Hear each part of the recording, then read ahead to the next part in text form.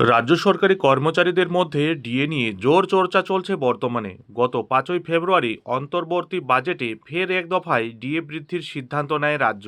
একই সাথে রাজ্য সরকারি কর্মচারীদের জন্য সপ্তম পে কমিশন ঘোষণা করে দিয়েছে পশ্চিমবঙ্গ রাজ্য সরকার। সরকারের এই সিদ্ধান্তে লক্ষ লক্ষ রাজ্য সরকারি কর্মচারীর বেতন কাঠামোতে বড়সড় পরিবর্তন আসতে চলেছে। উপকৃত হতে চলেছেন রাজ্যের লক্ষ লক্ষ পেনশনভোগীও। তবে নতুন বেতন কাঠামো কবে থেকে কার্যকর হবে এবং কতটা বেতন বৃদ্ধি পাবে, এই নিয়েই উঠছে এবার প্রশ্ন। কারণ এখনও সরকারিভাবে কোনো বিজ্ঞপ্তি জারি করা হয়নি।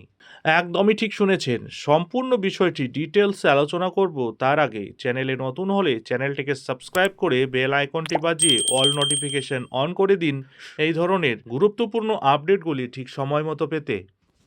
আপনারা জানেন, বর্তমানে রাজ্যে চালু রয়েছে ষষ্ঠ পে কমিশন বা রোপা 2019-এর মেয়াদ শেষ হচ্ছে 31শে ডিসেম্বর 2025। হিসেব মতো কিন্তু পহেলা জানুয়ারি 2026 থেকেই সপ্তম পে কমিশনের সুপারিশ কার্যকর হওয়ার কথা। তবে এ ব্যাপারে কোনো বাধা ধরা নিয়ম না থাকলেও কেন্দ্র এবং অন্যান্য রাজ্যগুলো সাধারণত 10 বছর অন্তর অন্তর পে কমিশন গঠন করে থাকে। তবে বাস্তবে এবার পশ্চিমবঙ্গের এই পে কমিশন কবে গঠন হবে তা নিয়ে কোনো স্পষ্ট খবর কারোর কাছে নেই।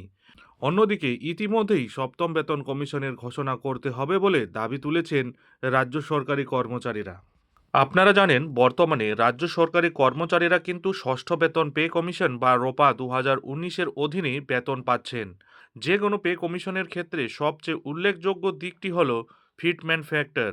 মনে করা হচ্ছে নতুন বেতন কমিশনে কেন্দ্রীয় সরকারের সঙ্গে সামঞ্জস্য রেখেই ফিটমেন্ট ফ্যাক্টর নির্ধারণ করা হবে।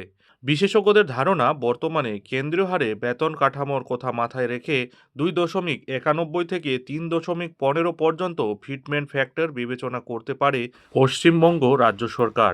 এদিকে বলে রাখা ভালো, ফিটমেন্ট ফ্যাক্টর নিয়ে সরকারি তরফে কোনো আপডেট এখনো পর্যন্ত নেই, কিন্তু যদি এই হারে বেতন সংশোধন করা হয় তবে কর্মচারীদের পকেট কিন্তু ফুলে ফেঁপে উঠতে চলেছে। মনে করা হচ্ছে নতুন ফিটমেন্ট ফ্যাক্টর কার্যকর হলে মূল বেতন প্রায় 3 গুণ পর্যন্ত বাড়তে চলেছে।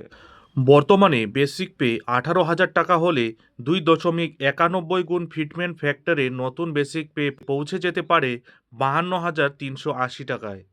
যদি তা 3.15 গুণ ধরা হয় তাহলে নতুন বেসিক হতে পারে 56,700 টাকা।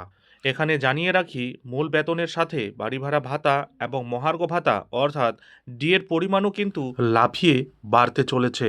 উল্লেখ্য, বাজেটে কমিশন গঠনের সদিচ্ছা প্রকাশ করা হয়েছে ঠিকই, তবে এরপর লম্বা প্রক্রিয়া রয়েছে। এরপর নয়া পে কমিশন গঠনের আনুষ্ঠানিক বিজ্ঞপ্তি বা নোটিফিকেশন জারি করবে রাজ্য, যা 1.5 মাস অতিক্রান্ত হলেও এখনও কিন্তু কোনো কিছুই করা হয়নি।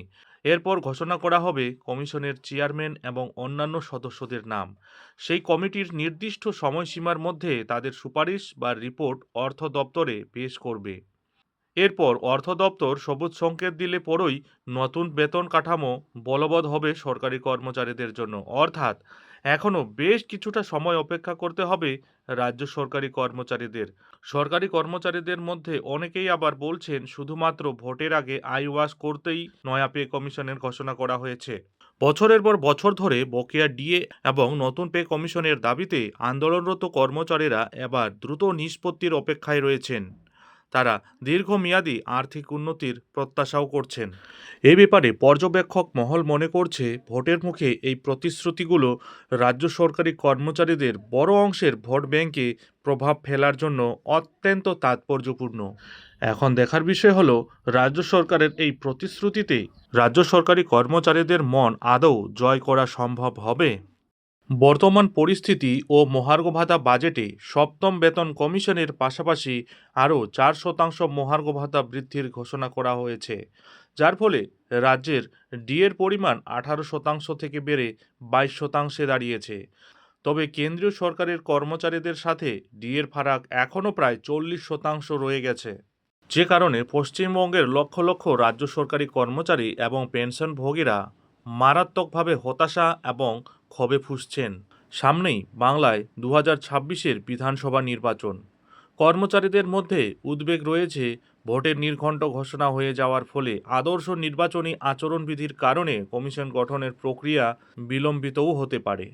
এখন দেখার বিষয়, নির্বাচনের আগে রাজ্য সরকারি কর্মচারীদের স্বার্থে সপ্তম পে কমিশন নিয়ে কী পদক্ষেপ নিতে চলেছে রাজ্য সরকার।